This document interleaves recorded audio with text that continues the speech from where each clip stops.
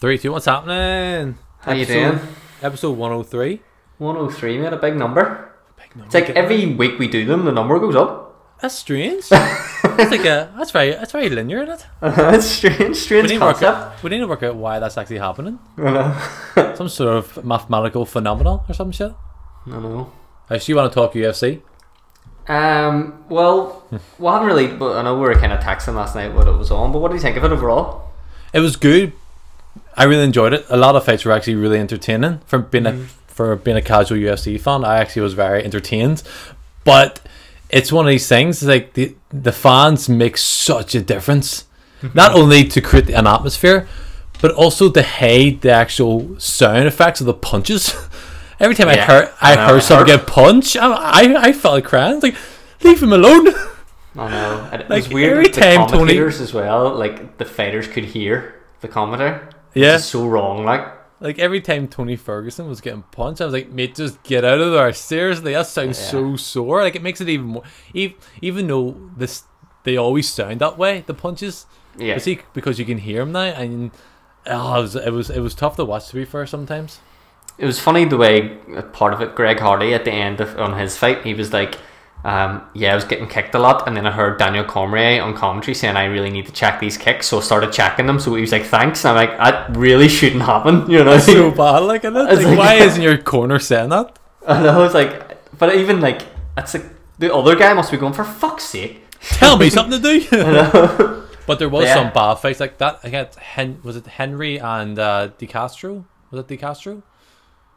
Yeah, no, that's Hardy. Yeah, that's the one. Hardy, sorry. Yeah, it was shit. That's the fight that I said, why is this on the main card?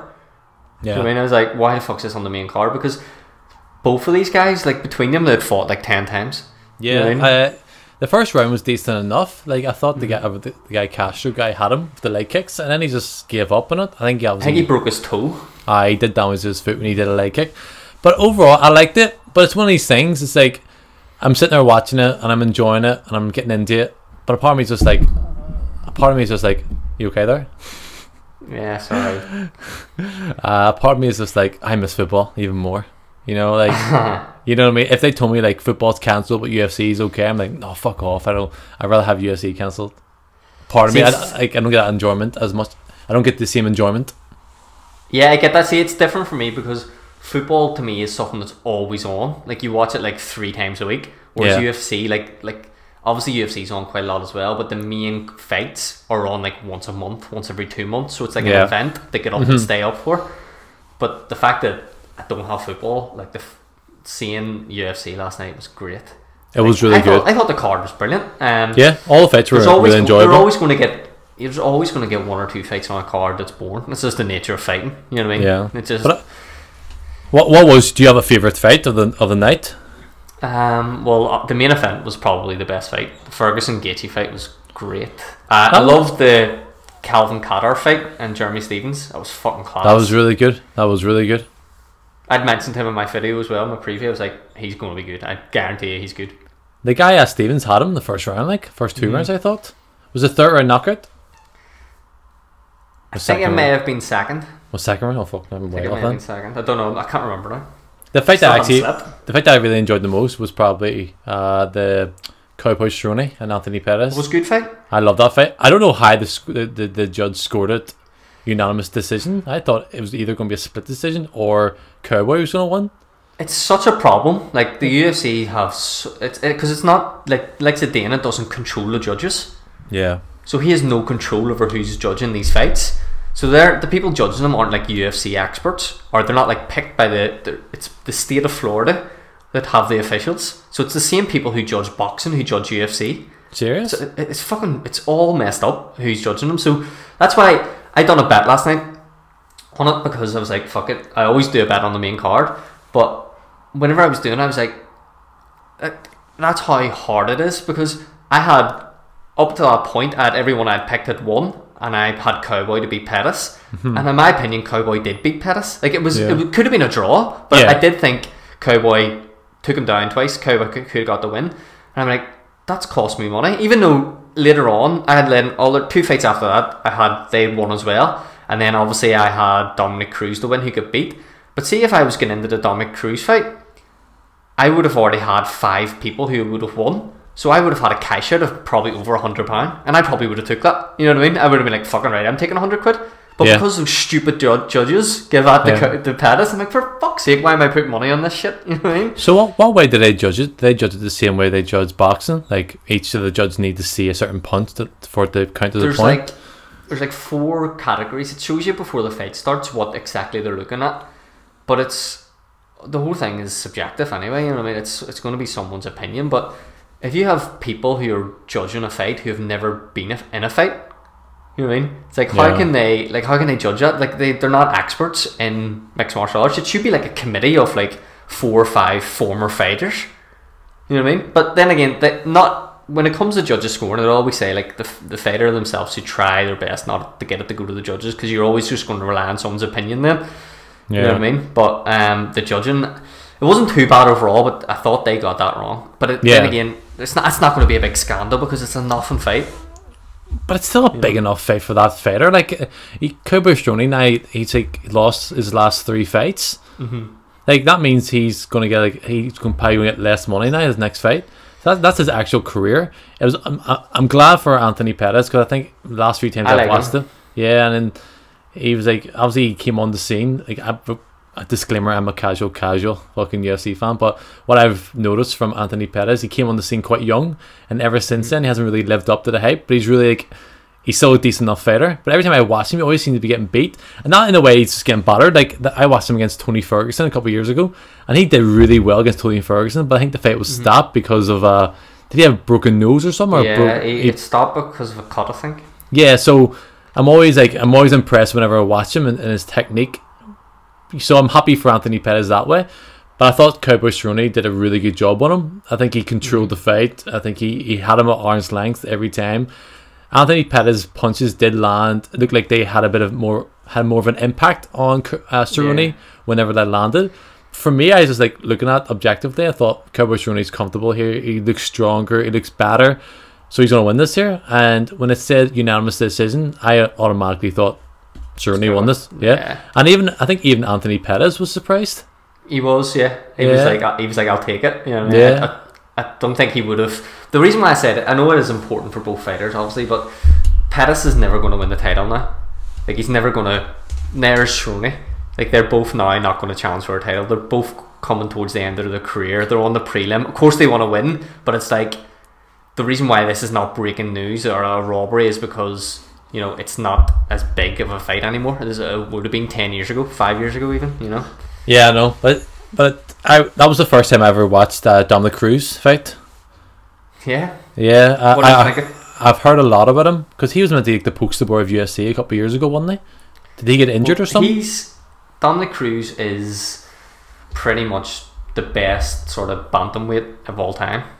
But he's not old. He's 35, right? But 35 is kind of old for that weight class, if you know what I mean. If that makes sense, because see, like, he's fighting at 135 pounds, and I know he's a small guy, but he definitely doesn't walk around at 135. He'll walk around at probably 155 in his just normal day-to-day life. Yeah, he is quite skinny. To lose that weight every time for a fight, like, the older you get, the harder that is, like the lower weight classes. So 35 is quite old, and he's had about 3 to 4 major injuries in his career. He came back like 4 or 5 years ago, and he hadn't fought in almost 2 years, and he fought TJ Dillashaw for the title, and he beat him. So it was like, fuck, it was amazing. He also went on a mad unbeaten run, but he is kind of getting older now. I thought he would win that fight because, well, I wanted him to win that fight because I can't stand your man Henry. I fucking can't stand him. Why? What's wrong with him? He's so, like, he calls himself like Triple C. Like, he makes up his own nickname, and he's just so cringy. Oh yeah, I watched your YouTube video about that. He's a guy you kind of don't really like. He's too cocky, and his team's too cocky as well, or something. Yeah, so like, I think every fighter is kind of cocky and always try to build it up. But do you ever get when some fighter tries to shit talk and it just isn't working, and you're like, everyone's going, he needs to shut up. This is so cringe. Yeah, like, that's what he's like. But he's obviously an amazing fighter. But I just really wanted to see him get knocked out because I was like, this guy's too cocky. But, yeah, no. I did think the stoppage was a bit short in that though. I was the same though, because I was going for Dominic Cruz because I heard a lot about him and I liked his whole mannerisms and I liked his style. The whole he almost had like a, if I can compare, like a Fury type fighter, like Tyson Fury. Like Tyson Fury is constantly moving. He's constantly he doesn't stop moving the whole. He's never as static. And I thought that's the way Dominic Cruz was during the fight. He just wouldn't stop. His feet work was class. He kept moving back and forth. And I was like, fuck, I actually like this guy. So I kind of automatically was going for him, and just because the guy was the champion, so I always like the champion getting beat, just kind of But that other guy was fucking class as well. I thought Dominic Cruz was doing quite well. The contain him, but it was you felt like Dominic Cruz needed to be up here just to contain him, while that other guy just needed 1 second just to beat him, and he got that. He got the elbow, wasn't it, or elbow? Yeah, it was a knee, I think. Knee. I thought Dominic was obviously complaining about the stoppage. Yeah, I get that. I see where he was coming from, but I can see both sides. The guy hit him 11 times without a response. Yeah. But the thing was, Dominic was getting back to his feet, and there was 2 seconds left in the round. I'm like, if the referee had just waited, Dominic wasn't going to get knocked out in those 2 seconds, and then it would have started the next round. I know. If you watch it again, you see Dominic is still. He's still alert. He's trying to defend himself, but if you watch his left hand, it actually gets caught between the guy's legs, and he's frantically trying to move back to block it. And because of that, the guy lands 3 or 4 punches to his face without no defense. I can see why the referee stopped it, because the referee needs to take care of their fighters. I know the fighters say, "Oh, I want to die in this ring," but they can't let you die in this ring. Yeah. So that's their job. I know it's only 2 seconds, but 2 seconds is the difference to Dominic Cruz getting a brain injury and never walking again. You know what I mean? And I think Dominic Cruz is going to be oh yeah, I'm happy enough not walking again. You know what I mean? He'd be like, why the fuck did no one stop that fight? So I get why the referee stopped it. At the time, I thought it was okay, but I can see why he's annoyed. Yeah, it's just a different referee that would have went into round 3. You know what I mean? Like Herb Dean. I reckon Herb Dean would have let that go or something. Possibly. But then, this is why people who don't really watch UFC, and then they see it and they're like, it's too violent, you hit the person and then you're hitting him again when he's down. I'm like, this is the problem, because what people don't understand is see when the one person knocks someone down, if the person isn't knocked out, the person on the floor doesn't want the fight to be stopped because he can defend himself. But then people who don't really realise that there's people who fight off their back are like, this needs to stop, blah blah blah, you can't just fucking jump on top of him. I'm like, you don't really understand it, because if it is stopped, then it's just boxing. Yeah. And if it is stopped, it's the person who gets knocked down is going to be more pissed off. He's going to be like, what the fuck, I'm alright. Yeah, I know.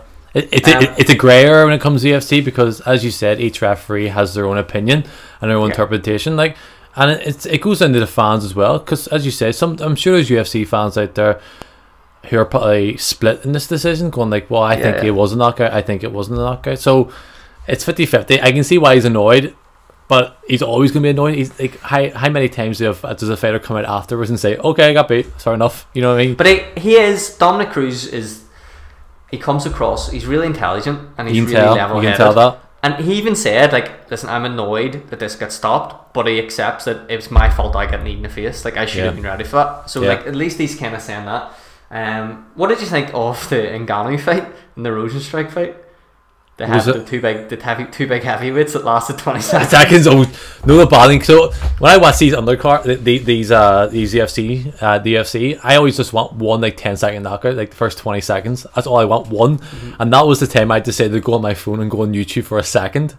And I look up, is that over already? Because I lowered it down because I was watching something. I missed the fight. So I was I missed the fucking fight. No way I missed that. That was the one fight that I was this is not going. I even said in my preview, I'll give this fight 30 seconds. You did say that, so you did. I was because it's just, see your guy in Ngannou, that's the way he fights. His last 4 fights, I think he's won within a minute. Fuck, he just fucking knocks people out. Because did you see the size of him? Yeah, he's just a specimen. What did Joe Rogan say? It's you're fighting a guy with a bazooka and you have a pistol or something. I know, it's you can't. And even whenever you watch the replay back, it wasn't good. He just started swinging. Yeah. He is technically a good fighter, but in that third case, you could tell he just knew, this guy can't hurt me. Yeah, and he just knew, I'm just going to swing here and I'm going to connect, and that's over. What's scary for me, you watch that. So obviously, I assume, me being a fighting expert, I assume your first punch is always going to be the hardest punch because you're putting your whole Yeah. all its energy and all the your muscle swing into it, and your second punch gets lesser and your third punch gets lesser. It was his fourth punch he knocked him out with. It was like, so he swung 3 different times and missed him, and in his fourth punch he still was able to knock him out. Like, what the fuck? Like, how strong are you? That guy, and that guy, the guy who's fighting, I don't know much about him in terms of his UFC career, but he's a big ass guy. Like, I'm sure he can take a few punches. But it's funny because he actually called out Ngannou. Like, in his last fight, he was like, "This is who I want. I want to challenge myself. I want to road to the title. I believe I can beat him." Seriously? 20 seconds later, boom. And then Ngannou says at the end, "It's like, he shouldn't have called me out." I was like, he shouldn't have called me out. He just took his soul. He did. Oh, that guy's fucked. Like, to be fair, like to get beat, even like the Tony Ferguson fight. Like, Tony Ferguson got battered for like most of that fight, but at least Tony Ferguson lasted like the majority of the fight. That guy lasted 20 seconds. Like, what? So what's the point of you fighting again? So you've seen Tony Ferguson fight a good load of times because he's quite popular and he's on like a lot of main events. Like, yeah. So you know how good he actually is. Like, you've seen him fight. You've seen him fight Pettis. Yeah. And he is scary. Do you think he just didn't look right last night, or what do you think was going on? I don't know. Like, so, as I said before, like, I always want the champion to get beat because I'm a casual fan. But I like Tony Ferguson. Like, I like his style. He's so unorthodox. He's just so weird the way he just moves around the ring. So I enjoy him, and I really want him to fight Khabib. So for me, him to fight Khabib, he needs to beat this guy. So I'm like, he needs to beat him. Now. So I was going for him. So the first like 2 rounds, like say halfway through the first round, I was like, fuck, he looked like he's getting battered. But Joe Rogan kept saying, this is what he does. He takes the punches, but he can last 5 rounds. So I was like, all right. And then he just, something happened. And I think it's one of the cuts in his eye. Once that happened, he was like, I'm not saying he was off balance, but it's almost like he was taking punches and he was like, these don't bother me. You can punch me all day. But the guy caught him once, and I think Ferguson was like, oh fuck, he can't hurt me. Like, oh shit. Like, and then he got his respect. Yeah, he's like, oh shit. And then I felt like watching it, Tony Ferguson. What is that? Guy's raving up his car in his driveway. Oh, what a dick. Bitch is a wee shit car too. It's fucking so annoying. That is so loud. But for me, like, Tony Ferguson, like, almost like he took a step back then. Like, instead of just being gun-ho the way he usually is, throwing these like obscure punches and kicks and takedowns, he was like second guessing himself. I think that's what happened. Yeah. For me, that's me being a casual fan. I'm not too sure. No, I think you're probably right. I do think so. It's hard to really say without taking it away from Justin Gaethje because I thought he was amazing. He done everything right, and even to the point where what I love about the no crowd is you can hear the coaching every time. So, like with the whole fight, it wasn't perfect. It wasn't like a perfect performance from him because there was loads of times when the cornerman was like, right, every time you throw it like here, you're trying to take his head off. You need to drop it back a bit here because you're 10%, tired. 10%. Yeah. It's like take a wee bit off, and he done that. And that there's loads of fighters who don't listen to their coaches, and he listened to exactly what they said. But I just think with Tony, I think most people expected Tony to win because Tony doesn't lose. So Tony cut weight twice this month. Did you know that? No. So like, he was supposed to fight 3 weeks ago. Yeah. Right? He's supposed to fight Khabib, and then Justin Gaethje got called in. And like on social media, Tony Ferguson put up this post being like, just to show that I'm a true professional, I've made the 155-pound weight for the fight that was cancelled. I saw that video, yeah. And like all the experts, everyone's just saying that. He's like, why would you do that? You know what I mean? It's like, why have you drained yourself and then a couple of weeks later drained yourself again? And he's also been training. He's been training for Khabib since November, and then that fight didn't happen. It just keeps getting postponed, and then he doesn't fight from November. And what is it, May now? So he's just been in training camp. So I'm sure, like, and there's no excuse. He got beat by the better man on the night, but I'm sure he's fucking knackered. Yeah, maybe. So, and it showed. It's like he just didn't look as sharp or as fast. He's not as slow as that. He's way faster than that. Yeah. And maybe he's just getting older as well. True, maybe, yeah. But there was one punch, I think you know what I'm on about. The uppercut, I think it was the end of the second round. Yeah. Like, I always felt like watching that, for me, it was just, if that fight lasted 10 more seconds, it was done. It's over. You know what I mean? So, but fair play to, what's the guy's name? Justin Gaethje. Yeah, I've heard him before, like, I heard he's amazing.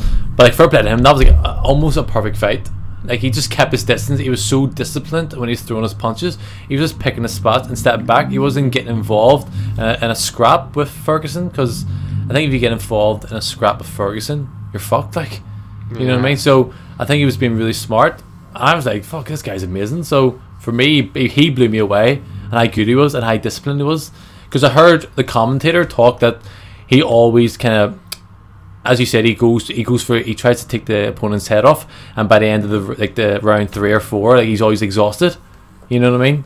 Yeah. So, and his last 7 UFC fights, he's won 9 bonuses. So it's like a record. It's like 9 bonuses. You usually get like a fighter of the night bonus, or fighter of the night. You know what I mean? So like, Dana will say, right, you were amazing tonight, there's a bonus, or the actual fight was amazing. So in his last 7 fights, he's had 9 separate bonuses. Yeah, because he just fucking knocks people out normally. The only thing that surprised me as well by Ferguson, because you can tell like the boxing, like the whole stand up, what they were doing to each other, like, wasn't working for Ferguson. So I thought he was going to change it up, because he went for a wee obscure takedown. He switched his feet and he knocked him to the floor, but he didn't actually try ever again. Like, he didn't try. He wasn't trying. Yes, he's his trainer. You see him? It's weird, isn't it? Because like, Eddie Bravo's obviously like a fucking amazing mixed martial artist, like a jiu-jitsu coach. But I just know him from Joe Rogan. Just talking absolute shit about fucking climate change and did we land on the moon? A flat earth and shit. I'm like, he's like coaching, like high level coaching Tony Ferguson on how to do this mad grappling roll. And I'm like, but you usually talk about fucking flat earths. It's weird. I know. But here, I have a question for you. Like, so I'm watching this here as a complete neutral. I'd say maybe Cowboy Cerrone, I was kind of going for him, and Ferguson, I was kind of going for him. But apart from that, I was neutral on most of them. I didn't really give a shit. But do you think the commentators or the program itself have some sort of a bias towards a certain fighter before it even starts? Because I feel like when I'm watching this here, again, I'm a neutral fan, so I can't really tell the techniques involved. But like, I was watching certain fights where the opponent, one opponent was landing 3 or 4 punches, but whenever the other opponent landed 1, they made sure they talked about that there. So the more shots they talk about one opponent hitting or taking, it resonates in your head. Like, oh yeah, that person's a better fighter then. You know, I always think sometimes commentating can sway your opinion on like who's doing well or not. You know what I mean? And I feel like watching a Tony Ferguson fight, you can tell that Joe Rogan was more on the side of Tony Ferguson, because maybe he's friends with Eddie Bravo and he knows his training camp and all. I was watching it, going for Tony Ferguson, hearing Joe Rogan talk about Tony Ferguson, but like, at the end of the day, he was completely wrong. He was like, oh, Tony Ferguson can do this here, don't worry, he's going to bring it soon, he just never brought it. I was like, what are you on about? I don't know. Yeah, well, it's hard, especially like people like commentating last night was Daniel Cormier, and he was classed. Yeah, he's funny. Like, Daniel Cormier, when he commentates, it's like, he obviously knows all the shit he's talking about, but he just cracks these jokes and stuff while he's doing it. You know what I mean? Yeah, I know. Like, he reacts, like, see whenever they started fighting, the Tony Ferguson fight, the first round, the first 10 seconds, he's like a giddy schoolgirl. I'm just so happy. Did you hear him what he was saying about Francis Ngannou? So obviously they're the same weight. They're in the same weight class. And Daniel Cormier, he was the champion until he lost to Stipe, and he's trying to get a rematch with Stipe at the minute. And there was like, he was talking about how good, or someone was saying about how good Ngannou is, and like how you wouldn't want to fight him. And Daniel Cormier was like, because Ngannou won in 20 seconds, and he was like, I would have already taken him down. You know what I mean? So he said, he's just like, I already would have taken him down. You're like, fuck. But no, he was really good. Sorry, go ahead. Whenever you see like them, obviously they're close to people. Like, Joe Rogan is close to UFC fighters. Daniel Cormier will have people, like, he's in the same team as Khabib. They train together. So, like, you're going to have a bit of bias somewhere. Of course, yeah. You know what I mean? So it is difficult, but especially sometimes, see when they're fighting, it's so quick. Half the time when they punch each other at the same time. Yeah, I know. And you don't even know see the sound you hear, you don't know where it comes from. Exactly. You know what I mean? I know exactly. I think I just noticed it. I think it was like the 2 girls fighting. I can't remember their names. One was like Michelle Watterson. Yeah, one was called like the Karate Hottie or some shit. And like, they were just like, I felt like they were going for her to win, because every time she like landed one punch, it was like, oh, what a punch from Watterson, what a punch. And the other guy was like punching 5-6 times during that time, and like nothing said. I'm like, why are they like? I just thought there was a wee bit of bias there. But again, that's just me being a casual fan. Maybe I'm not noticing like the techniques and the certain punches and kicks and defense and stuff. Maybe I think every time a punch hits someone, it lands. I'm like, it landed, but obviously probably they can see it blocked or something shit. So now you've watched like a couple of more UFC cards. Is there any like particular like favorite fighter that you have that you enjoy watching? Is there anyone that stood out? You'd be like, I'm gonna look out for him. So this is what happens. Like, as it happened to me whenever I started getting into it, you start watching all the other fights and you realise, fuck, this is class. And you see a guy who fought on a prelim and you realise in 2 years' time that one guy you've seen fighting a prelim is now the main event. Yeah. And you're like, it's class to see their journey. You know what I mean? Well, it's firstly, it all goes down to what's entertaining. Like, Anthony Pettis' fights always entertain me when I watch him because he always just fucking goes for it. Like, there's no like I'm going to sit back and try to soak up these punches. I'm going to try to work out until like the second round. He's like, I'm just going to go for you straight away. Same as Tony Ferguson. I think that's why I really like him. And same as Conor McGregor to a certain degree. I think that's why I got into Conor McGregor, because he's just, regardless of what you say about him, he's a really good fighter and he's really entertaining when you see him fight. But it goes down to who you're going to support. I think then you go down the avenue of like who's actually good outside the ring. And Conor McGregor's the best at it. Like, he's the king of it. But then, like, Cowboy Cerrone, the way he took that defeat against Conor McGregor and all too, and even the build-up with Conor McGregor, I like that. I like this whole personality and stuff. But to be fair, I don't think there's anyone in particular I'm going to go to. I like Nate Diaz. I like watching him. I like how he talks. I like how he moves in the ring. He's just so badass. He's so bad. He's just so badass. Like, he's like, I love, like, he just gives people the fingers and all that. Yeah. You know what I mean? So that there, I like that. I like whenever him and Conor were fighting. But no, to be fair, no one stands out apart from Conor. There's no one really stands out that I'm going to go for. But I love the idea. I love watching Cowboy Cerrone. I love looking at Anthony Pettis. How do you call our Russian fighter, the big heavyweight?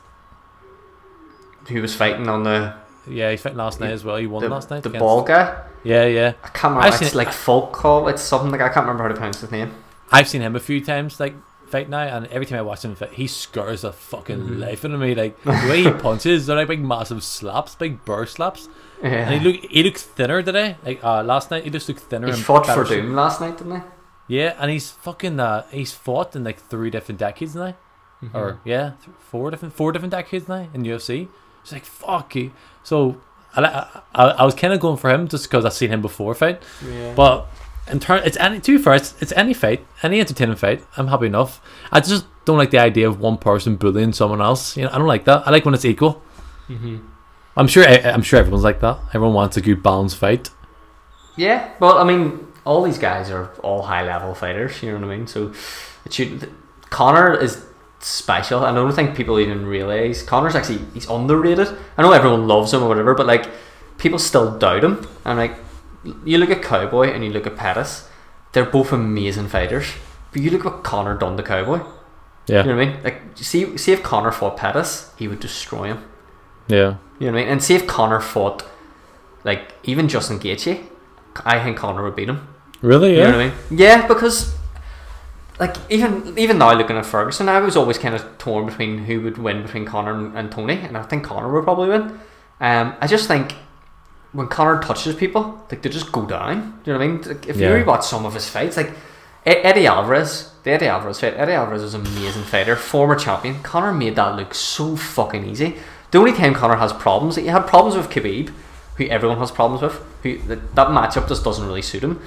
He had problems with Nate, but he kind of rectified that as well. But like, all these other smaller guys, because Nate's a big guy, Khabib's like a fucking monster when it comes to wrestling. All these smaller guys like Tony Ferguson and Justin Gaethje, I think Conor just takes out. But I think it's more than that. I don't think it's about just like you said, like, he struggled with Nate Diaz, but you gotta take into consideration the build up to that fight. Was Conor McGregor not meant to fight someone else, and Nate Diaz? Yeah, he was supposed to fight Rafael dos Anjos. Yeah, and I think Nate Diaz was brought in. Was it 11 days before? Yeah, something like that. So fair play Nate Diaz to come in and beat him, but people like, oh fuck, Nate Diaz had 11 days to prepare, but Conor was preparing for a different fucking animal. Like, you know what I mean? Nate Diaz is totally different than the other guy.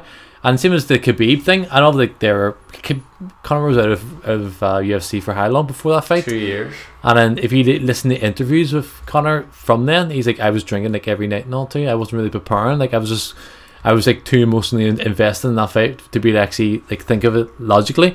So I think like what goes into a fight isn't just the training. You need to take into someone else their home life and what's going on. So the two fights that he got beat, obviously Nate Diaz and the Khabib fight, like that could have easily been different. I mean, if he had a different preparation for that there, obviously you can see that for any fighter. But I think with Conor, like when I look at him, like he is special. Like he does have the touch of death when he fights, and when you see him against Nate Diaz and Khabib, like what the fuck happened there? So you think something obviously went wrong in preparation, or something went wrong in the whole build up to the fight. You get me? It's even Conor's coaches were saying, do you remember in the Khabib fight when Khabib actually connected with him with a punch to the face? And they were like, after it, he was on the Joe Rogan podcast, and he was like, I've never seen Conor get hit like that. It's weird. Like, he doesn't get hit like that. Like, it doesn't happen. So there's something just wasn't right there. Yeah. But I still think even a fully fit Conor would struggle with him. Because it's styles. Yeah. But that wrestling style is tough, like. I wanted to ask you, the UFC as a whole kind of showed last night that they can get some sort of sports back. Do you think they've maybe set a bit of a template for some other sports, especially American sports, that actually just trying to get things back to normal now? I don't know. I think it's totally different. Like in that, I think individual sports like this, and even like maybe golf and tennis, can definitely come back and actually maybe have some sort of a maybe start back sooner rather than later. But see, like big team sports, American football, basketball, even football, like United and all too. Like I don't think they can come back without fans. I think they need fans. For me. I don't know, maybe because I'm a football fan, and for me football and fans go hand in hand. Yeah, it's hand in hand. So you get me? Like I can see him doing it this season, just the end of the season, because there only is like 9 games left in the Premiership. I wouldn't surprise me if they just did it behind closed doors just to get these games out of the way. But to do it long term for next season, I just can't see it happening. I don't think it will work well. I think a lot of people will find it a bit boring then. After a while, like, so do you think the Premier League then? So a lot of people are speculating that they won't be allowing fans in even next year. Yeah, I heard that. So do you think then they don't go ahead with the season? I'm not too sure, man. If there's no other possible solution, then yeah, maybe they do go ahead without the fans. But to say that just because UFC done it, everyone else can do it, I don't think it works that way. No, it doesn't work like that. But I think, especially in America, some like boxing, for example, like if the UFC can get a fight on and everyone seems to be safe, they had the whole fucking testing done that even a guy got hit with it and then they got him out of the card, everyone seems fine. Like there's like boxing, individual sports like that can't surely fucking continue. Like especially in America, mate, they're all half of them are just not doing the lockdown anymore anyway. Do you know what I mean? Exactly, I know, but I think it all depends. You need to look at the repercussions of it all. Like, do people watch this UFC and go, fuck's sake, they're able to have like these massive events? I mean, and it causes people to not do lockdown, and causes people to socialise, and causes people just not to social distance. Then fuck it, and then don't have it then, because I don't think it's going away soon. I know it's kind of shitty and all too, but I'd rather suffer short term than suffer long term. So you'd rather get rid of this season so nothing affects next season, or I even rather get rid of this season and next season than suffer 4 or 5 seasons down the line. You know what I mean? Because time's a good healer. Like, because we can look back at this time in 10 years' time and go, fuck, I was grim, but we're past it. So that's sorted out now. What stops the spread of the virus? What stops people from dying? Do that. Like UFC and all this shit can wait. Sorry, they're secondary to me. I know it's kind of bad for UFC fighters because that's what they get paid for, and because like I know footballers are different because they get a weekly wage anyway, so they're fine. But like, I think all this goes out the window when it comes to the society. Do you not think it's funny as well? Like in regards to football, it's Liverpool fans that are thinking like all these other fans are shitting themselves because we're going to win the league, but really it's they're shitting themselves that this is going to get voided. Like, and they're not letting on. They're not even talking about it being voided. They think it's not even a possibility. Of course, it's a fucking big possibility. And every other fans just sitting there going, it's going to get voided. But every single time someone tweets it's going to get voided, it's Liverpool fans going, you wouldn't say it if your club was top of the league. Of course I wouldn't say it, but I am saying it. But being a United fan, not winning Liverpool to win the league, I do not see it. I don't see the possibility of it being voided. Like, that would be, this has been a United fan saying this, that would be a disgrace, I think, if they void the league, to be fair. If Liverpool, like, you know me, I hate Liverpool more than I hate anything else in the world, but for Liverpool not to win that title, even though deep down I would be happy, Don't get me wrong, I would be over the fucking moon. But for Liverpool not to win the title this year would be a bit of a disgrace. It would be. So, but I can't see. I don't know what happens because all the teams in the lower half of the league, and I get it. There's two ways of looking at it. The teams in the lower half of the league don't want to play at neutral grounds because they kind of want the season to be voided, so they're in it next year. Yeah. But also, if you have to look at it from their perspective, it's every team for themselves. And if you are a Brighton who genuinely, and it's no exaggeration, that only teams like Brighton stay in the Premier League because they win their home games. They don't stay in the Premier League winning away from home. So if they're not allowed to play at home with their own fans, it's not fair. It's not fair to move Brighton to a fucking random location in Wales to play like all their games so Liverpool can lift the league. That's the reason why they're doing it. I know. And it's you gotta think of you can't really think about Liverpool in this situation. You gotta think of the smaller clubs that actually will suffer because of this.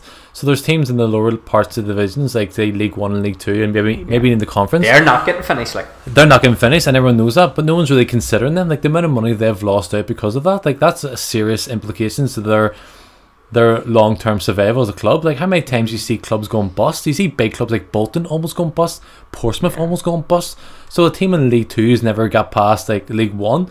Like they could easily be on the verge of collapse, and we're worrying about a multi-billion-dollar club like Liverpool lifting a fucking title. Seriously, grow up. There's bigger issues to worry about here. But what I think's going to happen, I think they'll hand Liverpool a title. I can't see them finishing the league. I think they'll hand Liverpool a title, and I'll think they'll stop relegations. They'll allow West Brom and Leeds to come up, and then next season do 5 teams go down. Yeah, it could happen. Yeah, I was against that league title is always going to be.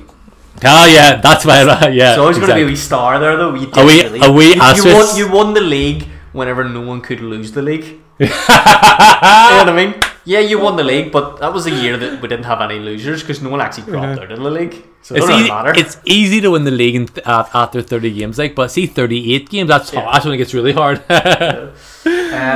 Winning that game that wins you the title, that's the hardest thing to do. You didn't do it. It's okay. Don't worry about it. It's all right. You did okay. But it's so funny because before I go off this topic, like Liverpool were on the verge of winning the title in record time. Now they're going to lift the title and be awarded the title, the latest it's ever been awarded to like years. You know? Boris is talking now. I don't know what the fuck he's saying about the extending lockdowns and shit. Not that I don't want to go on a whole discussion on lockdown, but you know what's really fucking. Do you have LinkedIn? No. No, I don't. It's fucking really. I just want to rant about it for a bit. Go for it. I think we talked about it before, about how people are using this lockdown as a productivity contest, and they're always saying oh, you should be fucking learning French. Yeah. Oh, you know what I mean? Conversation. Yeah. And we were it's so annoying. So we're I've been on LinkedIn, and it's just another app on my phone that I look through. And LinkedIn in general is Instagram is fake for people, young people with fucking fake pictures and fake life. Yeah. LinkedIn is just the corporate version of that. Where you have all these big fucking twats on LinkedIn. They're all MDs of their own companies and shit, and they're just put up these posts just to pat themselves in the back. Yeah. Do you know the kind of wankers that write things you need to get up at 3:30 in the morning, get a cold shower, stop wanking, don't drink coffee. Do you know what I mean? Do you know those people? Those people that are if you want to be like me, you need to get up at 3:30 every day. You do all that shit that doesn't matter. Yeah. I'm they just put up these posts on LinkedIn just to make themselves feel better about themselves. Oh, sorry. All these other people will like it, and so can you actually post on LinkedIn? Yeah. Okay, so I thought LinkedIn was basically your online CV. Yeah, but you have it is an online CV, but you have your own profile, and it's all these corporate. It's like a corporate Facebook, and they all they post stuff on it. So it can be quite good. I'm not completely dissing LinkedIn. It's some of the people that use it, and so say your company's advertising for positions, they'll put a post on LinkedIn, and it's like a feed. It's similar to Instagram, but I'm just getting fucking so sick of seeing these people telling you I have no problem. See, if you want to learn guitar and fucking Spanish during lockdown, that's amazing. Knock yourself out. But why do you need to tell the world you're doing that? Why do people need to keep doing this shit? Because they get the satisfaction. Yeah, but some people don't. It makes other people feel like shit. You're for some people lockdown's shit and it's tough and they're fucking struggling. These people the news are doing my head in as well. I'm sick of seeing, this is my last rant on this, I'm sick of the news cutting to, and I understand lockdown shit, but cutting to this middle class family that has fucking 6 cars, that are, the mum is now homeschooling and working from home at the same time. I'm like, fucking show me the person in the tower block with 8 kids struggling. Yeah, like, I have no garden. I'm like, why? Oh yeah, it's really tough. You know, I had to teach my wee Timmy maths, and I also had to run this online business, and I'm like, fuck off. No. But yeah, that's all I'm saying. But the bad thing to the whole lockdown thing, it hasn't really changed in terms of, like, for me, it's always been like, I've been able to actually pick out what's important in my life. Like half the shit I was worrying about isn't important.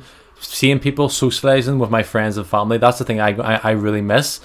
And it's also opened the idea of me maybe not working a 9-to-5 job, maybe actually trying to do something more productive in my life in terms of getting away from it. Because as you said the last podcast, if you work 9-to-5 job, you're going to be working 9-to-5 till you're 70, maybe 80, because of the whole retirement age fucking keeps going up. So I've that's started like ticking in my head. I mean, fuck, that's really important. But the bad thing about lockdown, it hasn't really changed anyone else. The people who were dickheads before lockdown are dickheads now. They're just dickheads in their own house, and they're doing dickhead things. Like, if I see another person who made a home gym in their house, fuck off, fuck off. And they go, like, just a wee like session today. I don't care. I'm not saying like do all this shit. Like, if you want to work out at home, and you probably should work out at home. You want to fucking follow a great diet, which you probably should do. If you want to read 6 books a week, do it. But you don't need to post and then make people. See, if someone who isn't reading 6 books a week, you don't need to question why you were in lockdown for 3 months. Why didn't you make the most of it? And I'm like, it's none of your business. Like, what someone does during lockdown, just because you're learning guitar and the fucking violin while you're off for 3 months, that's great. But why do you need to write a whole blog about it? Like in LinkedIn, people are doing like training courses. And they're like, oh, lockdown's really tough. I've decided to try and better myself. I've completed this, this, and this. And I'm like, why? Why are you posting that? Go complete whatever you want to complete, but why do you feel the need to tell the fucking world? Because maybe they don't get the satisfaction from just doing it. They get the satisfaction of telling other people, of like, here, look at me, I'm doing well. Because at the end of the day, if they couldn't post that or tell anyone about it, you know, like it's like New Year's resolutions, or like when someone goes on a diet. Fucking don't worry. If someone's on a diet, they'll fucking tell you they're on a diet, because they get the satisfaction of being on a diet than actually doing the diet itself. Just do. If you're on a diet, do the fucking diet, and I'll see the difference in a few weeks or a few months. See if Suzanne tells me she's on a diet for the 4th time this year. Suzanne, you're fucking fat. Get over it. It's the same as like a good deed. It's like whenever you do something good and someone like, there's nothing worse when someone tells you about the charity work that they do, and you're like, are you telling me this because you feel I should do charity work, or are you telling me this because you want me to think you're a really great guy? You know what I mean? You're like, just do your charity work, be a good person. You don't need to advertise it. I don't know. It's almost like you're going anywhere and you give a tip, and you tip them when they walked away. So they don't see it, so you almost wait for them to come back and you tip them. You're like, oh shit. There's a funny clip by was it some comedy group down south called Foy Loves and Hog, and they're at a cafe and he's going to tip, and his friend's like, hurry up and tip. He's like, no, I'm waiting for him to come back. And he came back and he tipped, but the guy looked away. He's like, oh, for fuck's sake, and he tip again. So he's waiting for him to come back again, and he comes back and he tips him, but he puts the tip in the wrong box. He's like, for fuck's sake, I'm tipping. But it's so true though, because I've done it before. Like, I'm going to tip, and I put like a $5 in one time. It was like Christmas, and I was like, oh fuck, I'll be generous. And I didn't fucking see me do it. I was like, I went to it was a restaurant, it was like a wee cafe, and I got like a breakfast. So I was like, they didn't see me do it. I was like, but I think that's just that thing, and you want to be recognized for what you do, don't you? You want to be recognized for your good deeds. But at the end of the day, I think you should be humble. I know it's hard. Everyone. I'm not saying I'm fucking perfect, because everyone brags about something. Yeah. But I just feel like they would need to. I read this really fucking good tweet, right? And it was saying like they're talking about the lockdown and how bad it can be on mental health, right? Which is fair, because it can be bad for some people for mental health. But this person was saying, 100% agree, it can be bad for mental health. But let's not forget that the world that we actually just departed wasn't fucking horrendous for mental health. Yeah. This fucking whole world of everyone just trampling on each other to try to get further up in life, and fucking just not caring and not being humble, not caring about anyone. That's bad for mental health. Yeah, 100%. So this lockdown, it's just fucking everyone sitting inside for 2 months. you know, is that as bad as when we all go back to our normal life, and how actually there are things there that we don't talk about that we should probably change, you know what I mean? Yeah, it's like once lockdown's over and we forget about all the problems that actually people had during lockdown. You know, it's almost like the whole, like, I get it. Was it every Thursday people clap for the NHS, and I want to do it, and I do it when I can, if I don't forget about it. But part of me is just like, that's not fucking enough. Sorry, why we fucking clap? Like, there's like a post on Facebook there. I was like, the Royal Mail paint a few of their fucking post buckets blue to support the NHS. Someone commented, goes, yeah, anything but a pay raise, eh? It's like, just give them a fucking, so like, they don't know, oh, we're so thankful for you. Okay, pay them. No. It's like, why are you not paying them? Like, they're like putting their lives in danger to actually to help society, and like, we're not actually gonna, like, I don't know, like. And then you've got Boris Johnson coming out and saying like, oh, I owe my life to the NHS. I'm like, well, fucking give them a pay raise then. They're working like 40 hours or 60 hours a week on nothing. It's so sad because like this here, like the NHS before this all happened was on the verge of collapse and breaking point because of it was getting underfunded. So when this happens, like it's gonna break the NHS, and the bad thing is when it breaks, it's gonna reopen as like a private as privatization, and that's the bad thing. So this is actually, for like the Conservatives and the people who want to privatise the NHS, this is like, fuck, happy days. That's just like, we'll do our wee ad campaigns and how we love them and how we respect them and how we're so happy they're there and all too, and make sure we clap and all too. It's like, okay, but like, when shit hits the fan, like, you need to fucking put your money where your mouth is now. Like, these people need financial support. These people need help. We need more nurses. We need more doctors. We need more. We need more equipment for these people. Like, help them now. I'll give a wee clap every Thursday from fuck off. That's not helping anyone. You know what? No, I hate the most. People record themselves clapping. Like, oh, fuck off, you dick. I know. I'm clapping. I'm so good. People are so annoying. Like, even like whenever you're out in the street and say you go a walk and then you like fucking see someone else and you just know people are thinking, are they in the same household? Yeah. Are they breaking the rules? Yeah. Fuck me, like, just leave me alone. Like, I'm not anywhere near you. I'm not infecting you at all. Just leave me alone. You know what I mean? Stop just fucking nosing out your window and asking, or phone the people who are ringing the police going, that someone's took 3 walks today. No way. Yeah, there's loads of reports. People ringing the police on touting how many people. Like, I don't want to live in that world. Like, I don't like. Like, we're struggling as it is, and to be fair, if someone wants to take 3 walks a day, if that helps with their mental health, if that helps them being sane, let them fucking do it. Like, you know what I mean? Like, I don't think that they can really enforce the amount of time you're walking. Like, I mean, try to stick to the one day, but if you go out twice, like, it doesn't really matter. You know exactly. What I mean? Like, as long as you're trying to like social distance from people, you're not meeting up and having fucking parties like some people in this fucking city are doing. Like last week, don't know if you've seen it in the news. Fucking twats. You know, as long as you're not doing that there, as long as you're fucking trying to social distance as much as possible, 2 walks is okay. Like, eventually we're going to have to get back to some sort of normality. You know what I mean? So it's not like we can't be locked down for 2 years.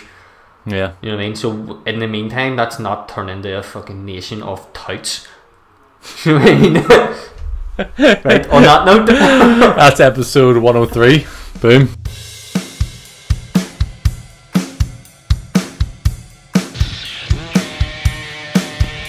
You are now listening to MT Podcasting.